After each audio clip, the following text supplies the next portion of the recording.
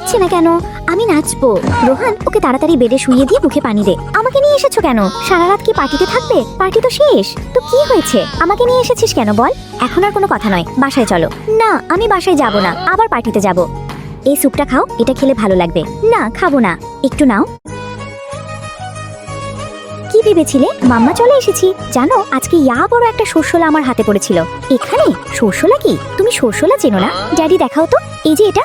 আও, এটা তো আরশোলা। এইভাবে স্ক্রিন সামনে নিয়ে আসলে কেন? আও, এটা সত্যি সত্যি এখানে আসলো কিভাবে? এটাকে এখান থেকে সরাও বলছি। এটা নকল, দেখো। কি সত্যি? মাম্মা ভয় পেয়েছে। দাঁড়াও, এখানে চুপচাপ চুলের পানি শুকিয়ে দিচ্ছি। ওর কাজ শেষ হলে একটু এদিকে এসো তো। কি পানি খাবে?